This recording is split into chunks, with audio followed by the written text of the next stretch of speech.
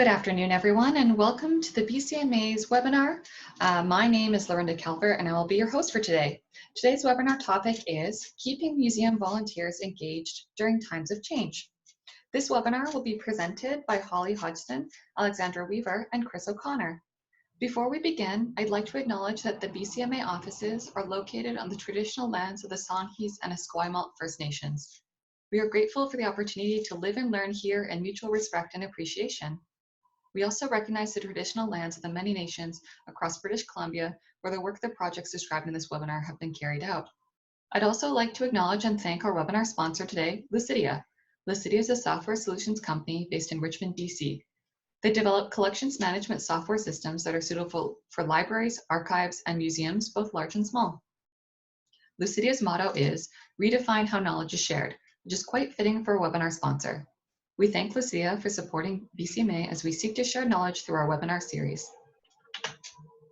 As I mentioned, I am Lorinda Calvert, your host for today. I am also BCMA's Programs Coordinator. I've been with the organization for just 2 months now, so please bear with me if there are any technical challenges. If you're experiencing technical difficulties, please do email our office. Vanessa, our Operations Manager, is standing by to assist. A bit of housekeeping before we begin. If you are reading this slide and hearing me talk, you are doing great. If you can't, don't shut out your screen because we won't be able to hear you. Simply use the chat feature at the bottom of your screen. It may be hidden. So if you hover your mouse either at the top or bottom of your screen, the feature menu should emerge. Please use the chat feature to ask questions or make comments. I will read your comments or questions out to the host. We do ask that you save your Q&A for the end of the presentation as we have set some time aside at the end there. As I mentioned, this month's presenters are Holli Hodgson, Alexandra Weaver, and Chris O'Connor from the Royal BC Museum, which is a lovely photo of their volunteers there. Now over to you, Holli, Alex, and Chris. And let me just give you remote control, Alex.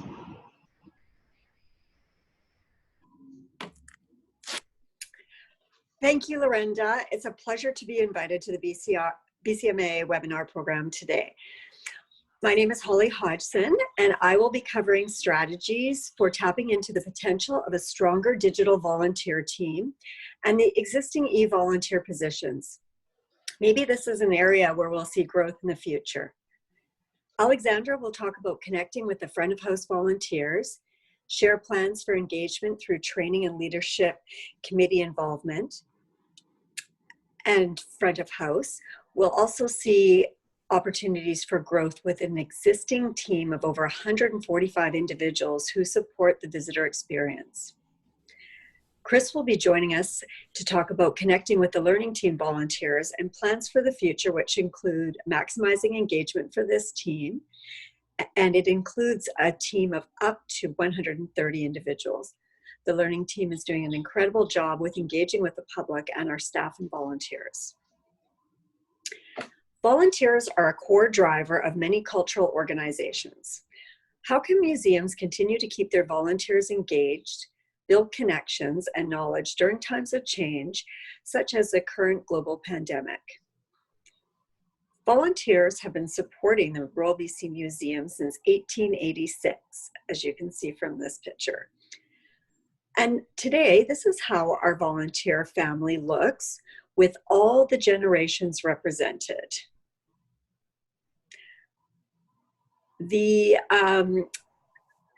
Like many of our volunteers, Betty, shown in this photo here, has more than a 45-year history and connection to our organization.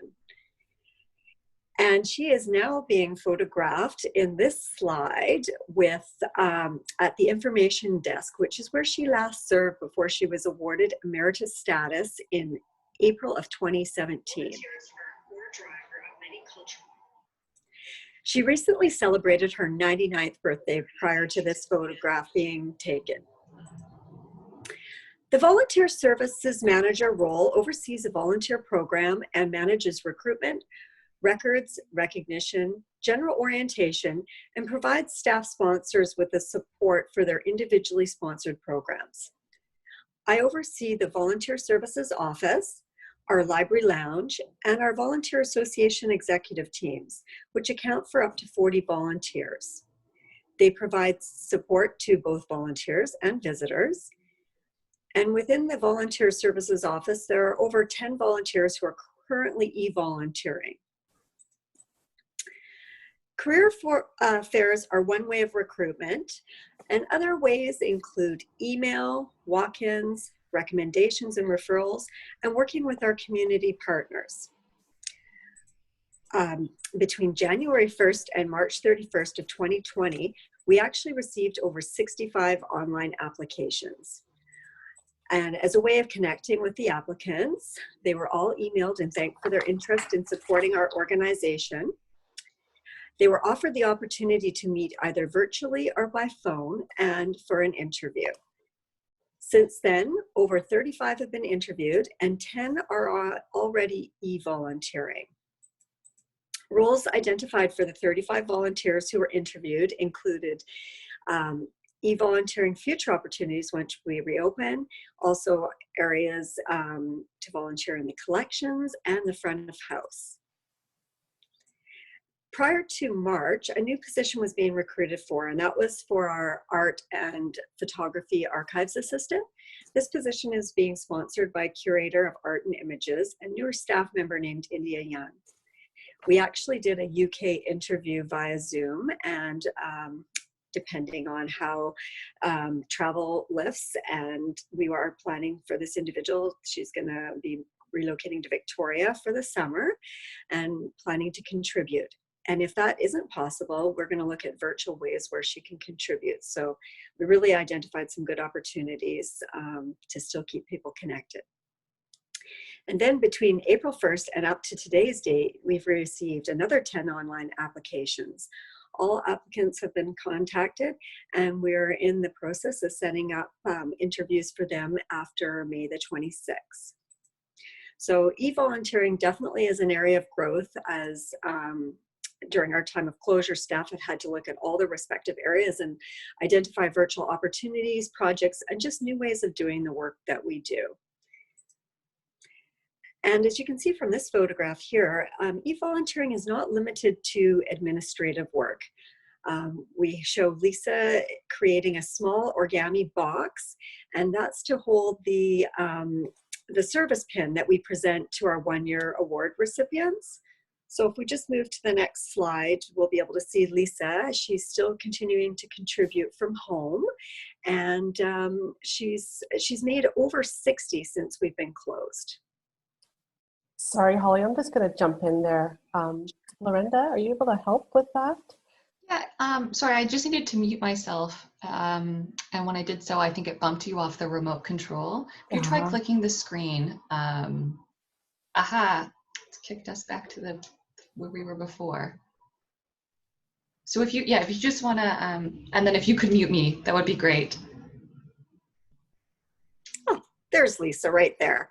I also connect with Lisa once a week. We do a FaceTime chat every Thursday. That's the day she normally came in, and she shows me her progress with these origami boxes. So it's great, a great initiative and a lot of help. And e-volunteering really reaches all branches of the organization. And as you can see here, Bridget's working in the collection areas. We have research associates that contribute over 30. There's over 30 of them contributing thousands of hours annually as well. And they're normally set up to volunteer at distance. So during this time of change, we've been challenged to find new ways of communicating and working, as mentioned. We provide a general orientation of where we invite up to 10 potential volunteers, and they are interacting with 5 tour leaders over the course of 3 hours, getting to really know the organization. So presently, because we're going to be having to look at different ways of conducting the orientation, we're working with 2 volunteers to use existing material and put it into a video format. And the great thing is it allows these volunteers to use their skills. One is actually a videographer, so that's sort of a plan for the near future. And then moving on to recognition. This is a very important part of our our volunteer program. And we have found that the closure and the restrictions on large gatherings and events has really impacted 2020 recognition and our long service and emeritus tea that we host annually. So after our committee met and discussed the options, which led to polling over 130 individuals who were celebrating their milestone achievement this year. And that includes individuals from 1 year of service all the way up to 45. It was noted that the majority of the volunteers would like to attend the event in the future, even if this meant another year. We offered other options such as a virtual and keepsake yearbook from a possible virtual event, but the numbers really showed that they enjoyed that event where they could connect personally with all the other colleagues and volunteers. So with our emeritus and long service tea, it's a smaller gathering and it may be held at a later date in 2020 or it may not. But if this isn't possible, we have talked about an alternate option, and that would be to package up a tea for all these recipients and send it to their homes so that they can enjoy it along with a special guest that they would normally bring in to the event. And usually our emeritus demographic, because they're retired volunteers, they are over 50 generally.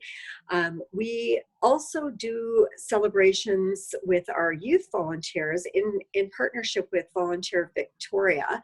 We arrange for 65 certificates to be mailed out to our youth volunteer schools so that their schools are aware of their contributions in the community.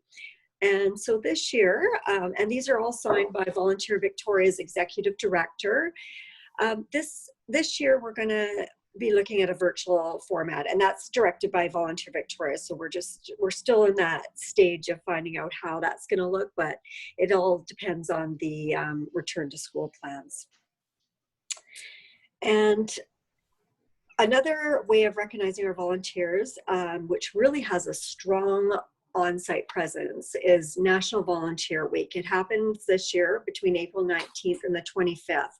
So normally we would have treats in our lounge, an online presence.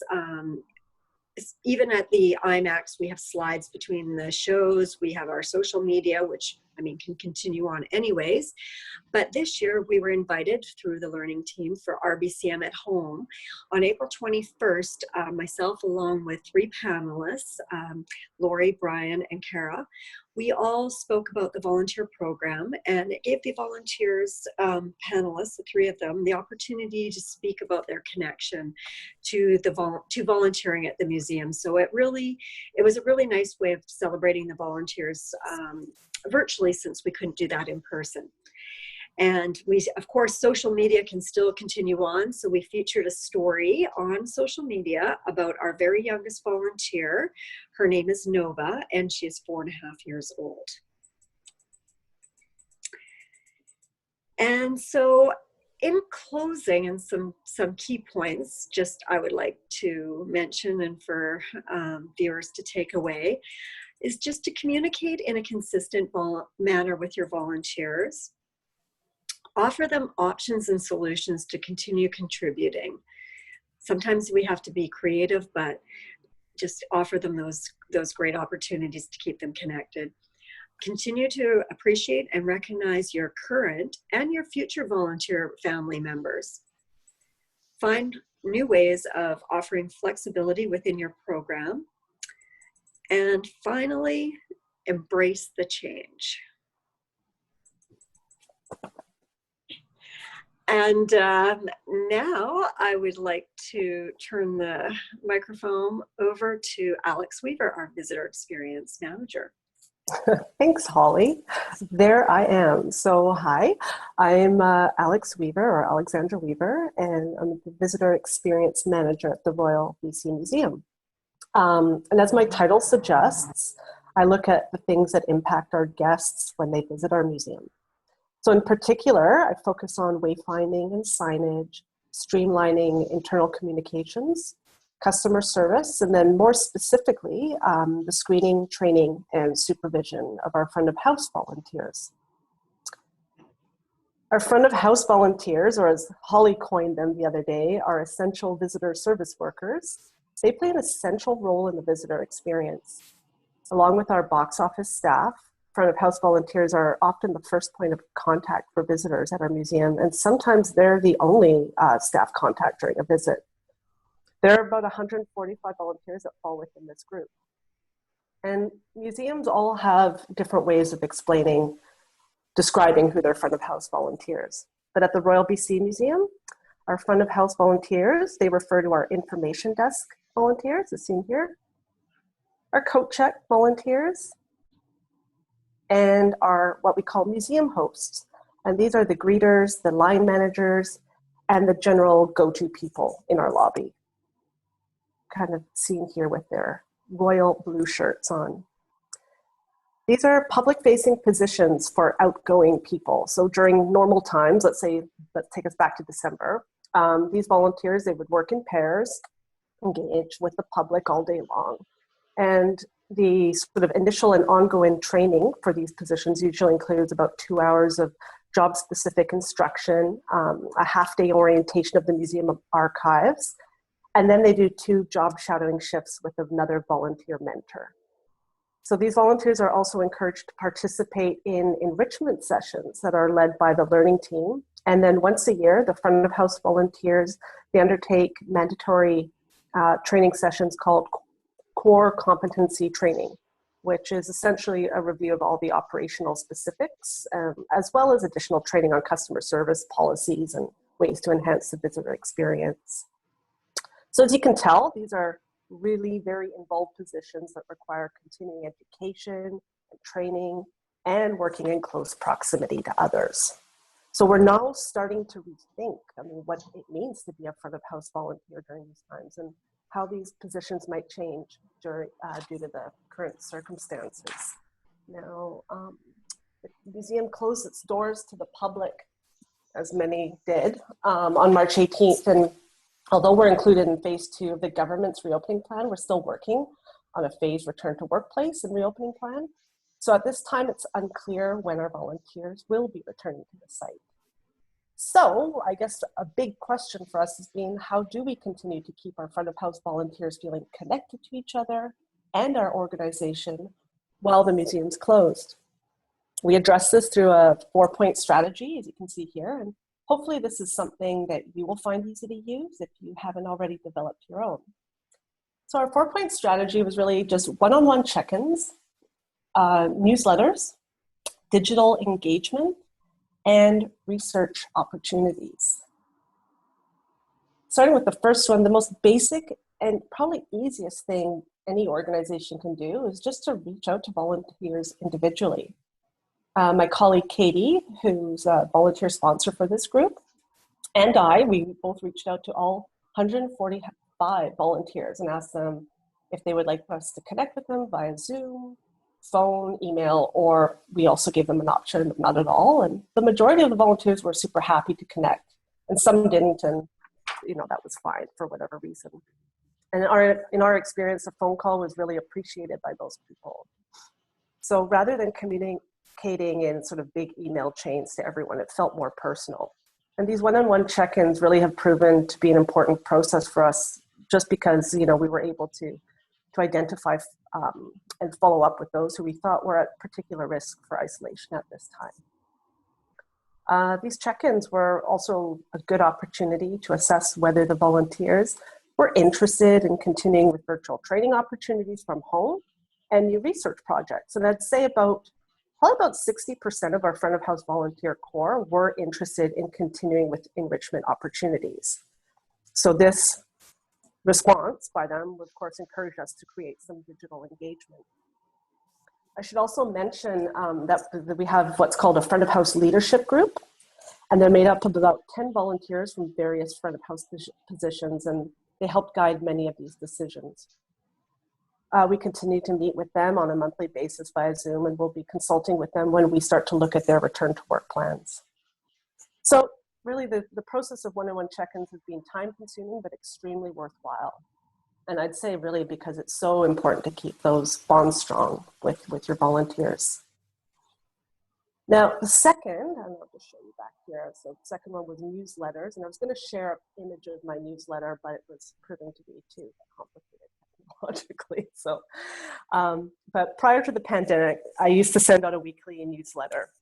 And the goal of the newsletter is to inform everyone or all front of house volunteers and staff of upcoming events and provide them with museum updates, rewards, service excellence, and kind of generally provide all the information necessary for the week ahead, just to help serve our visitors better, or to enable the volunteers to serve our visitors better.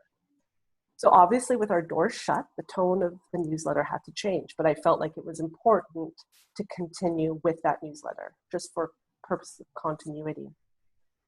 So it continues to update our volunteers about our digital offerings, but it's also shifted in tone to focus more on well-being strategies and ways to stay connected.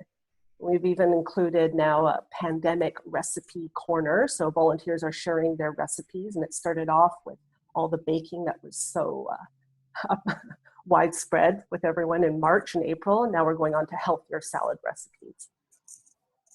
When appropriate, we share information from other departments, and it's been super well received. And I would highly recommend any organization, if they have the capacity and the volunteer base to warrant such a thing, that they send out these kind of newsletters. It's a great way to just keep a large number of people updated during times of change, such as this pandemic.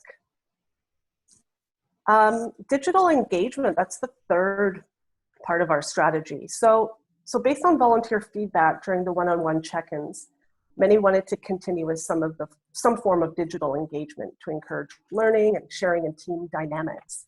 It's a great way to learn together while physically apart, really. So normally we would keep our volunteers engaged and continue their learning through enrichment sessions at the museum, and then also by offering core competency training sessions, usually in large groups and with a facilitator.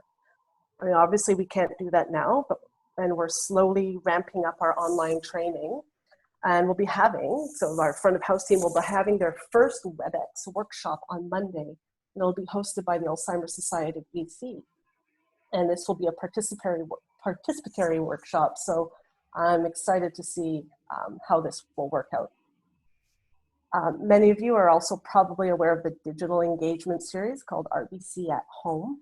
Here's an image of the next one coming up. We also have RBC Outside and RBC at Kids. And this is where the learning team, well, specifically to RBC at Home, where the learning team interview members of the curatorial and collection staff who are working from home and highlight areas that they're working on. So this has been not only a hit for the public, but for our volunteers too. And they're learning so much from this. As you can see from the slide, tomorrow, Lauren Hammond will be discussing the museum's new publication, Spirits of the Coast. So if you haven't already done it, check it out. Check these series out here. And finally, some of our volunteers indicated that they have time on their hands and are keen to delve into detailed research that might not have otherwise got done. I'd say this group accounts for about 10% of our volunteer base. So activities that might not have been possible before, all of a sudden are. The museum's feature exhibit, Orcas, Our Shared Future, and it was originally scheduled to open on May 15th this year. It's now being pushed back to May 2021.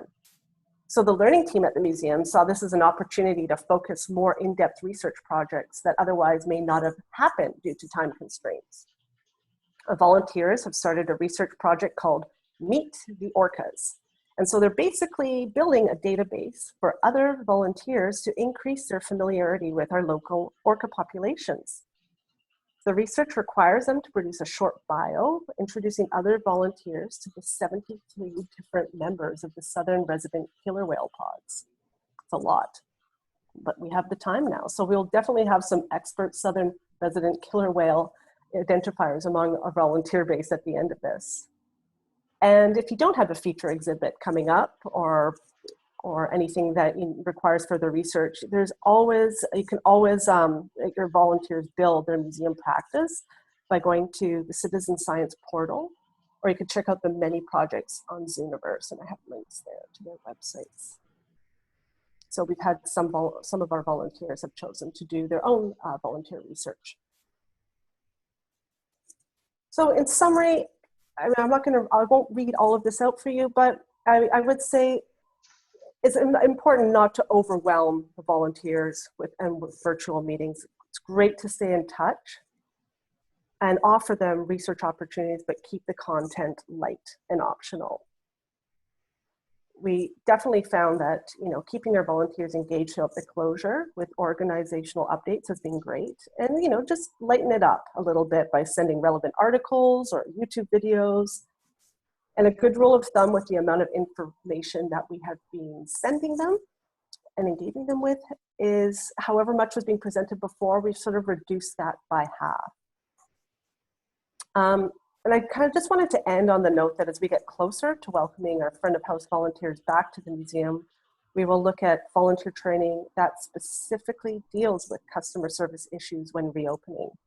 The big question right now at many museums is how do we create a welcoming space and provide excellent and personalized service, while also dealing with things like physical distancing restrictions, potential screening of guests, and possible feelings of anxiety among visitors and staff during this time. But it's also, I think, a great opportunity to re-examine their roles and get creative, and we'll be sure to involve our front of house volunteers in that process going forward. So I'm gonna pass it on to Chris. Thanks, Alex. And thanks, Lorinda and the BCMA for doing such great work, having these webinars and other resources. And it's such an important support for the entire community of us out here. So, and thanks everyone for joining today, both on Zoom and Facebook Live. So I'm a learning program developer at the Royal BC Museum, which is a pretty great job. I love my job, in part because I get to connect directly with the public and get to connect directly with volunteers who are connecting directly with the public. So we have 130 adult learning team volunteers and 25 youth learning team volunteers.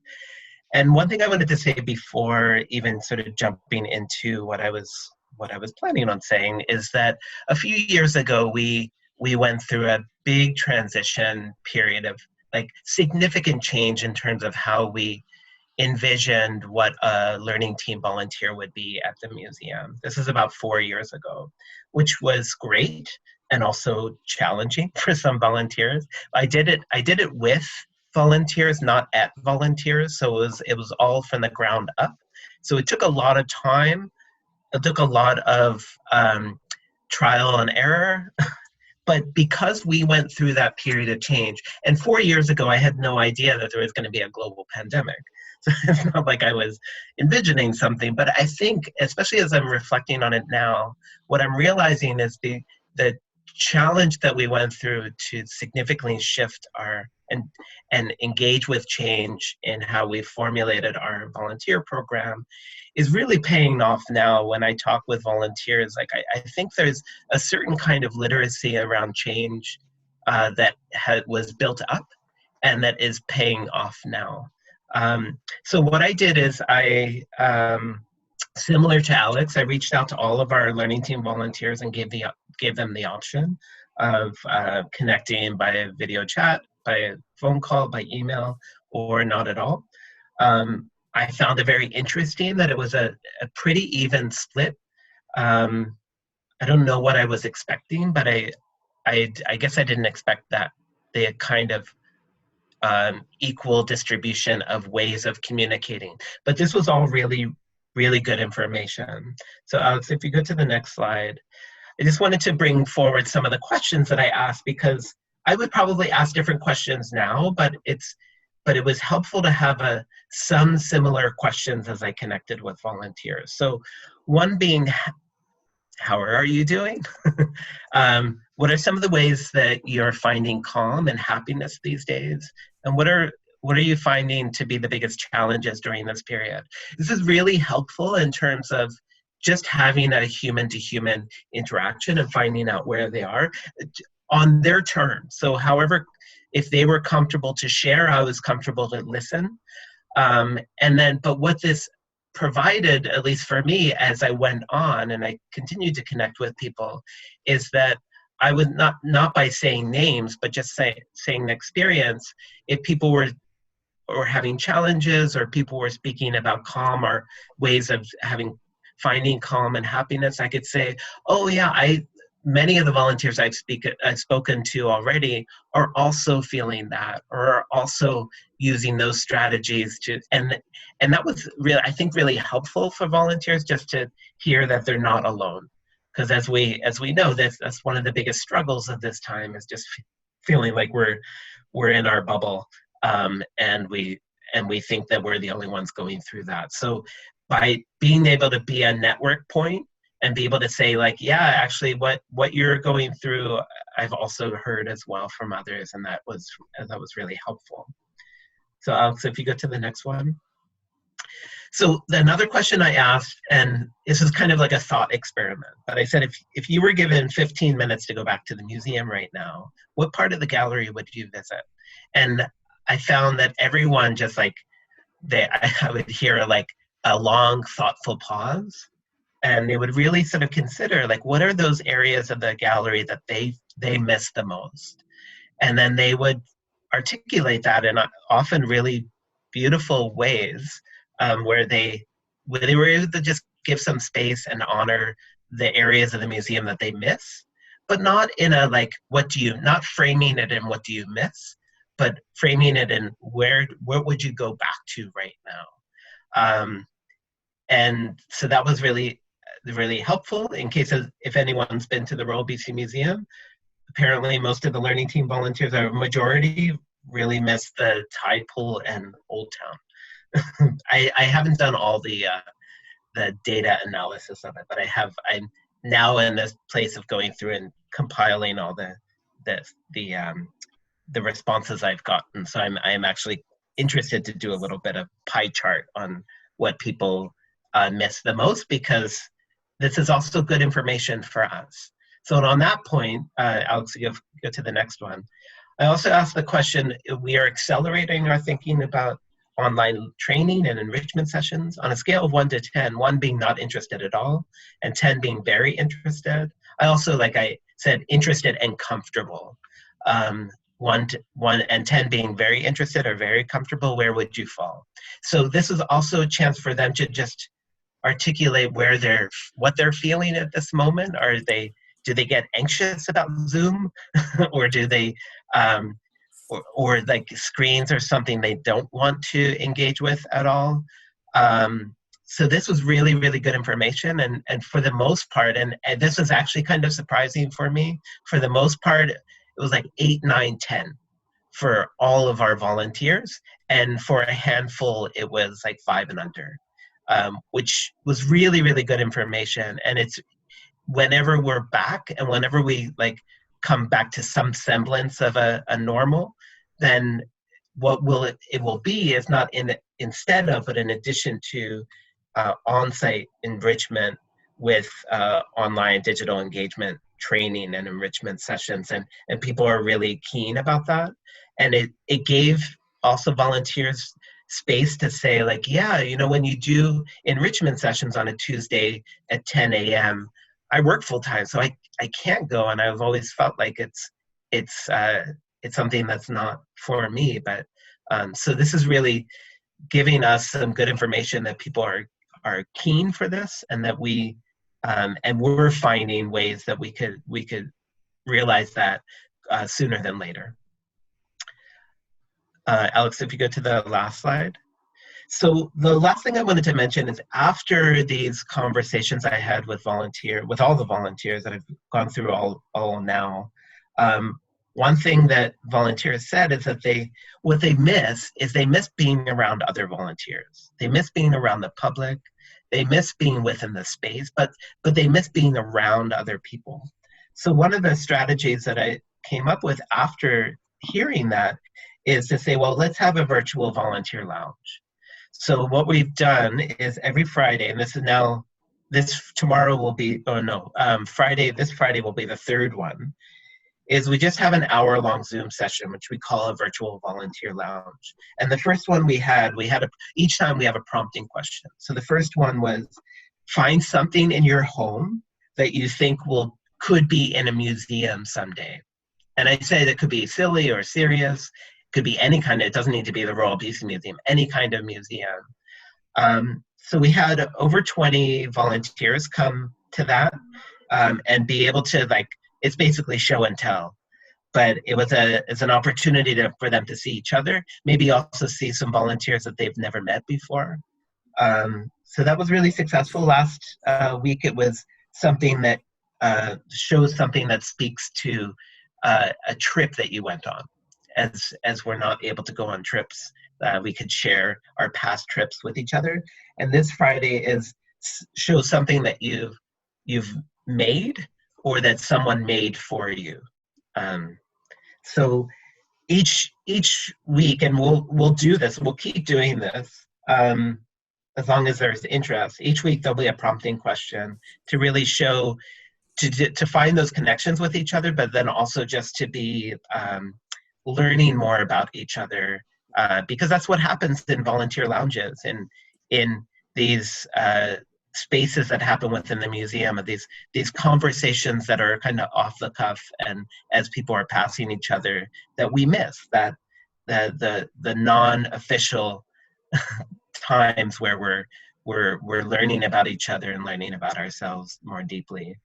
The last thing I wanted to say is that this is Dennis by one of our gallery animation stations. So much of the museum and so much of the core of the learning team is hands-on, that we learn by touching, we learn by feeling, and that is going to be really different going forward, at least in the short term. So part of my process thinking right now with volunteers is how this question, how do we ensure the safety and health of our volunteers and our visitors when we reopen? And that's a really it's an important question. It's almost like a whole other webinar, but at least for the public facing learning aspects of museums, it's a real huge shift that will be undertaken, and we're only starting to wrap our heads around what that will be. So that's the end of my section, and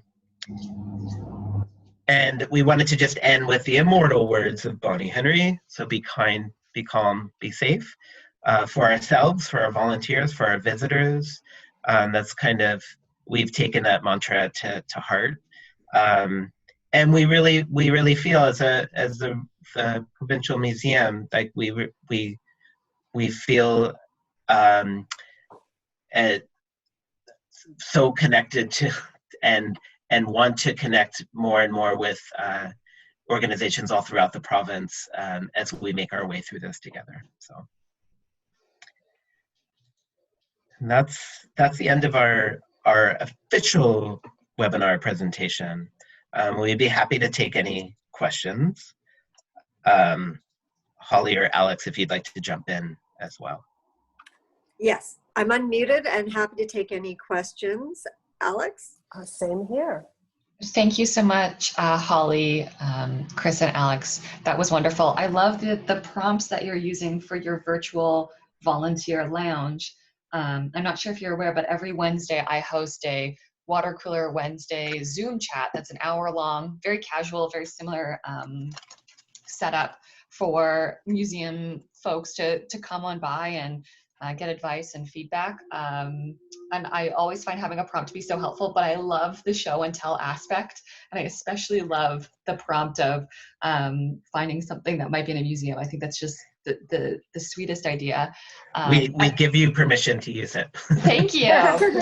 As soon as and also, like, I went to the first one of yours, and they were great. Like they're real. That's one of the things how we're supporting each other, and I really thank you for doing that every Wednesday. Thank you. It's been my pleasure. At this point in time, I do want to invite folks to use our chat function or the Q&A function if you have any questions. On the screen here, there's a little icon that will direct you to the chat. If you're watching live on Facebook, we are moderating the Facebook, so I can try and get your questions from there. But we do have our first question here. What sorts of things did you ask volunteers during the one-on-one check-ins when you called them all individually? Well, I could jump in first, and then I know Chris had some specific questions too that he was asking his volunteers. But essentially it was, hi, how are you? Like just ensuring that they were safe, they were healthy, they had support systems. Again, Holly mentioned a lot of our volunteers, I'd say the average age of our volunteers is around 55. Front of house, we have some vulnerable age groups there. So it was just making sure that they had family around to help. Were they going out grocery shopping? So there was a lot of that. And then it was taught that just the conversation flowed about whether they're still interested in whether they miss their job. And they do. The majority of people miss the contact, especially like I was saying with front of house volunteers. It's a very social position. People who choose that position, they love to be working with others. A lot of them have recently moved to Victoria, and this was a way that they could make friends. So they were really missing that contact. And I do know that we were able to put a few volunteers in touch with each other because they wanted to know, how's my partner doing? My Wednesday morning partner, I miss them terribly. So that was really nice. And then something I asked at the end of our conversations was, do you have, what kind of capacity do you have, if any, to do some further training, or would you be interested in some, we're in the middle of our core competency, or what would be our core competency training session? So would you be interested in doing something like this virtually? And so it was a simple yes or no or maybe kind of answer. And so I made note of that. And so that's why the majority of people were interested in continuing with some form of training and connections. And so that's why we're doing it at a much reduced capacity, not doing it as frequently, but yeah, we are doing that. And the only thing I would add to that is that I said some of the questions that I asked, but also one of the things we changed around 4 years ago when we had this big intentional change is that every May since then we've had an annual check-in with all the volunteers. We'll have an in-person meeting with all of the volunteers over the course of a week, and out of that is a recognition that it's important each year to reflect back on the work that you did and to look forward to the work that you're going into, and not to assume with volunteers that what they wanted to do last year is going to be the same thing as what they want to do next year. So it's really just honoring the fact that we are changing constantly as humans as well. So what I did is in my check-ins, one-on-one check-ins, I folded in those May meetings. So I said, like, what was a highlight from the last year? And then that was really nice too, because they were able to say, oh yeah, like this happened. It was like I had this interaction with this visitor, and they had this thing to say, and like it gave them a chance to just be enveloped back in those moments when they were volunteering in person in the museum. So those were also questions that I asked. And I'll just speak more to my group that I sponsor directly. I was asking them about the support that they have, support systems they have, ensuring that they do have support and how they're managing, just sort of general questions in that way, if there's any additional resources or support that we could offer. And we also asked them if they wanted to do any virtual volunteer work, because that was a big connection. A lot of them were missing is the connection to the work that they did to contribute. So I've put that out there to all volunteers. If they would like to do any virtual work, we can connect them that way, projects or work out of my office. And finally, it took a little bit longer. Actually, the virtual volunteer lounge came about first, but there is a small group of about 20 to 25 individuals who have been connected, who didn't normally know each other, and I've connected them, and they are now supporting each other.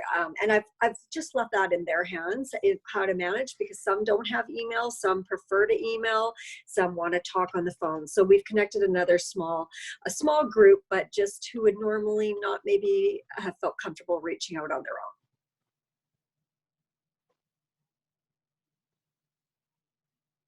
Thank you. Sorry, I couldn't find my bar there again to unmute myself. Thank you so much. That's wonderful. And we have a comment from the person who posed the question saying thank you. We have another question here from Sheila. What do the enrichment sessions consist of, if you mind sharing? I could jump in first, Alex, and then you, because they'd be slightly different. So enrichment sessions primarily come out of the learning department. And I wanted to give a shout out to Tina Kelly from the Center for the CLAC, who is a volunteer, also works there, but also is a volunteer with us. And they use the terminology enrichment sessions, which to me was like, oh, yes, light bulb, yes, that's what it is. It's not just training. Training has a certain connotation, but enrichment sessions makes it just it's more, it fits more with the idea that we're continuously learning, and that's actually one of our organizing principles of our learning team volunteers is continuous learning.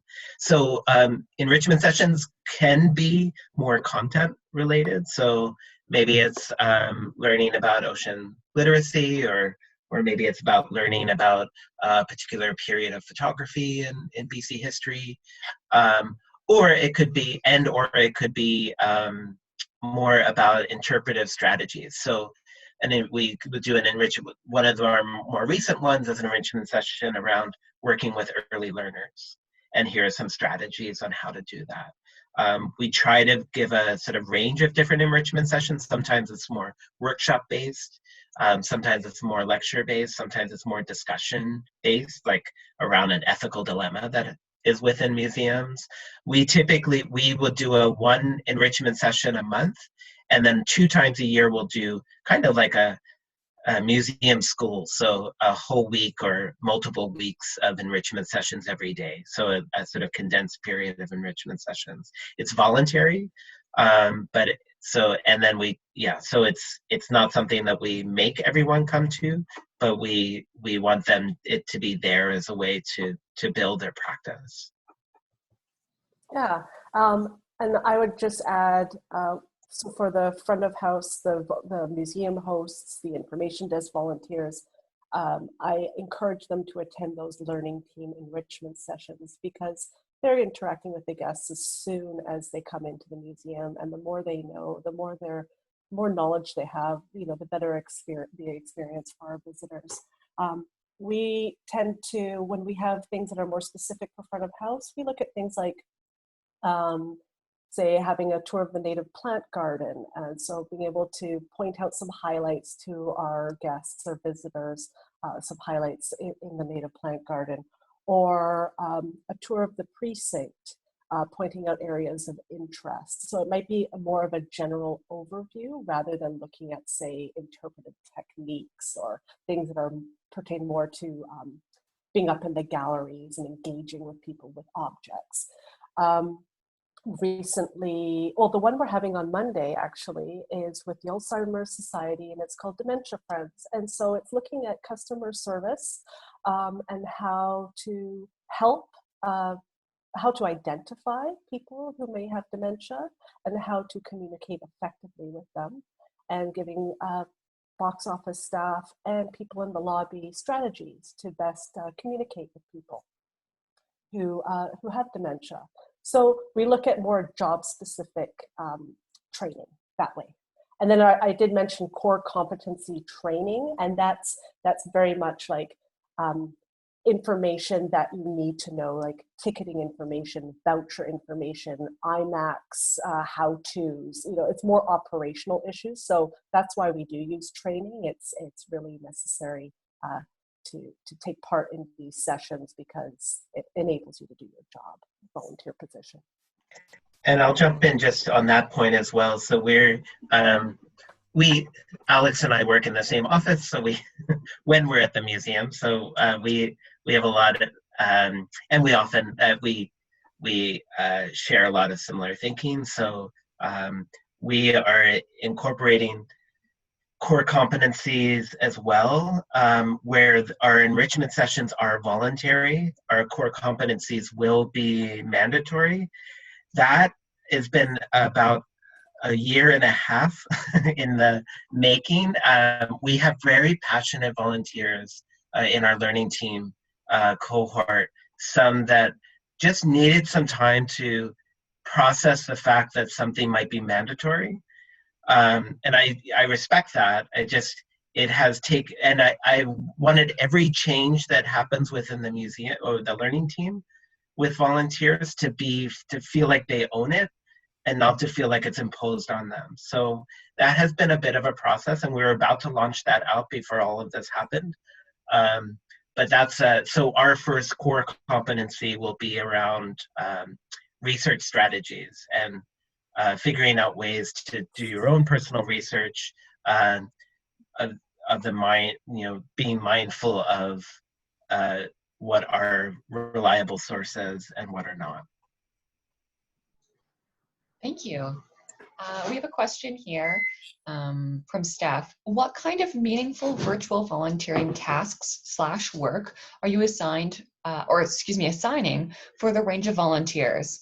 They've used the abbreviation FOH, learning, etc. Could you offer some examples? Holly? Sorry, assigning to those the acronyms, or could you just clarify that a little bit? Sure. So I think what they're asking is what kind of virtual volunteering tasks are you providing for volunteers? Oh, front of house, they clarified. Sorry. My apologies for not knowing. Yeah, so different front of house staff, or front of house volunteers, learning volunteers. Could you provide some examples? Well, I think I'll let, if Chris and Alex want to elaborate more, but the ORCA's assignment was offered to all volunteers who wanted to contribute to that particular project. So that was one virtual opportunity that was offered.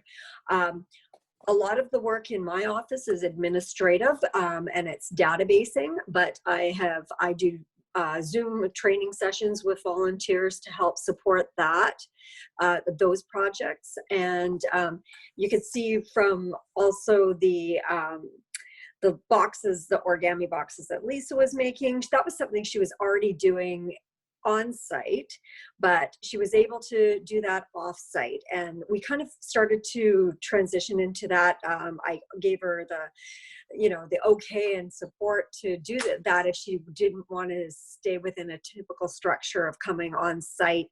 But like she's been doing that since she started 6 months ago. There's other departments that have projects. They've looked at their projects in the collection areas. A lot of it is online research, databasing. So there's quite a variety of projects, but a lot of it, it's taken the sponsors to look at their particular areas and see what could be done from home, because obviously they can't handle the collections, have to stay within the collections. And so some of that is database related. Yeah, and for the FOH or the front of house folks, it's hard to do virtual volunteering. I mean, besides the ORCA's research that I previously talked about, so with my the leadership team, we're looking at getting them to work on volunteer-led enrichment. So it would be purely up to folks from the leadership team to connect with other front of house volunteers and to almost set up their own mini webinars dealing with aspects of the front of house job, that almost like a Q&A session. So what are some things that when I started my position, what would I have liked to have known? Or what are some helpful tools that I use when dealing with maybe difficult situations, an upset customer, that kind of stuff. So really letting those front of house volunteers take that ownership and sort of mulling the idea right now and how that will look. Again, we don't want to rush this right now, and we're trying not to create work. I think as we get a better sense of when our volunteers will be safely returning to the site, then we can start ramping up these volunteer-led enrichment sessions and focusing on what front of house is going to be looking like when we return. And I'll just jump in to add to that is that as Alex mentioned earlier, we're doing we do RBCM at Home series. I run the RBCM at Home Kids series. Definitely check it out on Wednesdays at 11. But the one in a couple weeks, in the middle of June, will be the first one that I'm inviting one of our volunteers to lead a session, Chelsea, who's just really great. And all of our volunteers are great, but in terms of, she has actually done, on another platform, she's done some remote learning with kids. And it's out of that I'm like, oh, well, maybe you can, if you want to, do that on our platform, the RBCM at Home platform. So she'll jump in and be the special guest for that session. I imagine once we're back, and maybe before the public is back, but when staff is back, if possible, maybe there's ways in which we can record some volunteers that typically do tours within the galleries. But really, there's a lot of unknowns. So for us, the most important thing is just to make sure that everyone's okay. Make sure that we're okay and not setting something up that would be not sustainable. And also just finding out, this is really like fact-finding period to find out what people are comfortable with and what they're interested in doing. So yeah, those are just some examples of how we're connecting online, or having volunteers be an active digital presence within their volunteering. Oh, wrong time to unmute my microphone there. Someone knocks on my door and dog barks. Thank you so. Perfect timing. Yeah. Perfect, right? That's the world we're living in right now. Yeah, totally.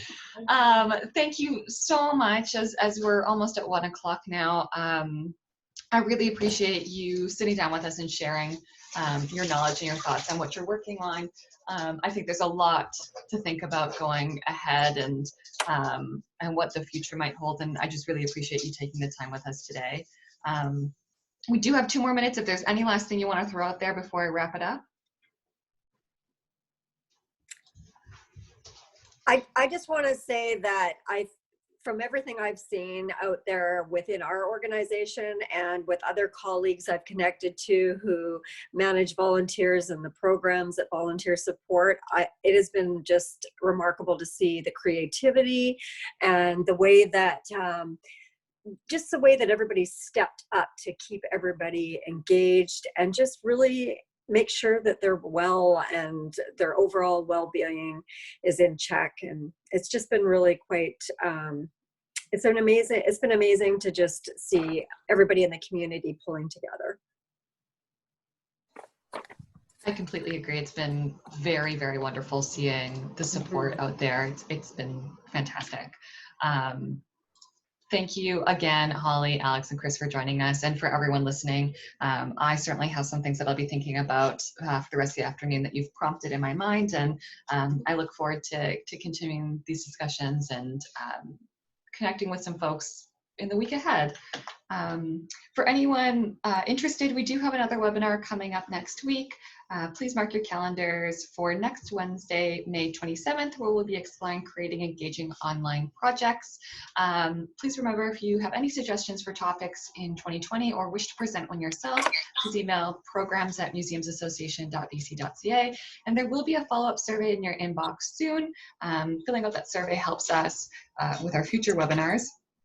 And if you haven't already done so, please do consider becoming a member of the BCMA. By becoming a member, you have access to funding opportunities, free webinar participation, reduced registration fees for annual conference, regional workshops, and other special events, access to professional development resources that support you and the work of your museum, gallery, cultural center, archives, libraries, which includes the Roundup magazine, our regular e-newsletter, and access to job posting, contract opportunities, and more.